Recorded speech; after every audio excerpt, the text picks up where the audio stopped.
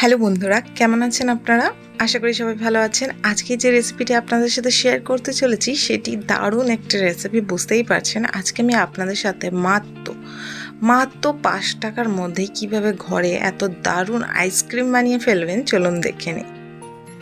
তো সবার প্রথমে এখানে আমি নিয়ে নিয়েছি ট্যাঙ্ক, আর এখানে আপনি যে কোনো জিনিস ব্যবহার করতে পারেন। আপনি অরেঞ্জ ফ্লেভার, ম্যাঙ্গো, যত রকমের রসনা টাইপ পাওয়া যায় সেগুলো 5-10 টাকায় অ্যাভেলেবেল। তো এই ট্যাঙ্গো যেটা রয়েছে, ট্যাঙ্কটা এটা না 5 টাকায় অ্যাভেলেবেল রয়েছে। তো 5 টাকায় এটা ইজিলি 7 থেকে 8 পিস আপনার আইসক্রিম বানিয়ে রেডি করে ফেলবে। তো এখানে আমি 8 পিসের জন্য এখানে জল ব্যবহার করেছি।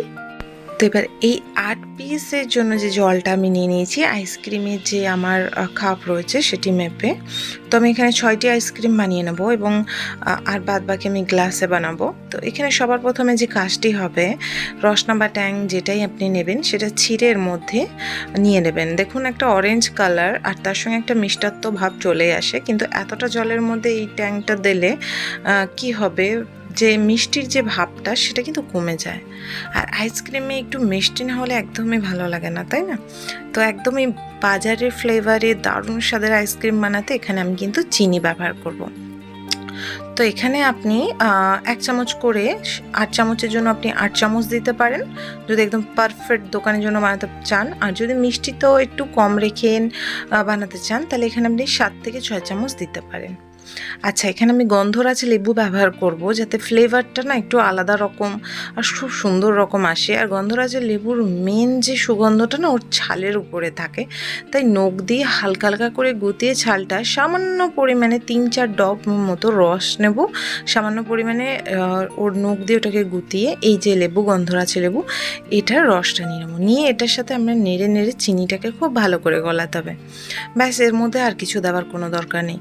যদি চান তাহলে এর মধ্যে সামান্য পরিমাণে ভাজা মশলা দিতে পারেন, যেটা হলো শুধু ভাজা জিরে অথবা শুধু গোলমরিচের পাউডার, অথবা আপনি ব্ল্যাক পেপার যেটা হচ্ছে গিয়ে বিনুন সেটাও দিতে পারেন, কিন্তু সব কিন্তু 1/2 চামচ করে।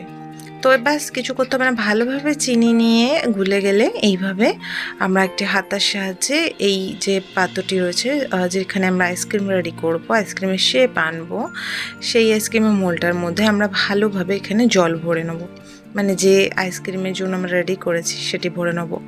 এটি বানানো খুবই সহজ, খুবই ইজি, খেতেও অনেকটা টেস্টি, মানে পুরো মার্কেটের মতো আপনার খেতে লাগবে ফ্লেভারে।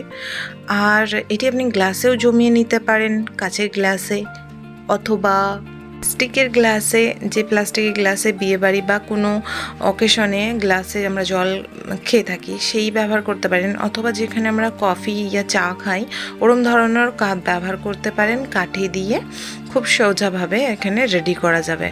তো এবার আমি এখানে আইসক্রিমের যে কাপগুলো রয়েছে কাঠিগুলো লাগিয়ে ভালোভাবে এবার চেপে চেপে লাগিয়ে দেবো। আর এটি 8 ঘন্টার জন্য ফ্রিজে রেখে দেবো। আপনি একদম সকাল সকাল বানিয়ে রেখে দিতে পারেন যদি আপনি বিকালে খেতে চান।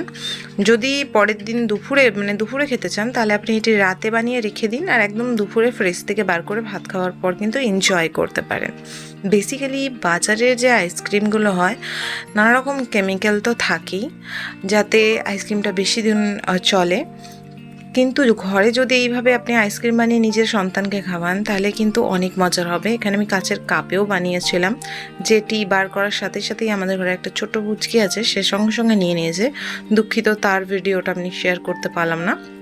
আর এই যে হুড়ো করে বানাতে গিয়ে ফ্রিজে তাড়াতাড়ি করে ঢোকাতে গেলাম, যে কাড়াকাড়ি করছিল, তাই জন্য ওখানে একটা কাঠি একটু উঠে গেছিলো, আমি খেয়াল করিনি, তো সেটা সেইভাবেই জমে গেছে, তো আমি সেইভাবেই শেয়ার করে দিচ্ছি।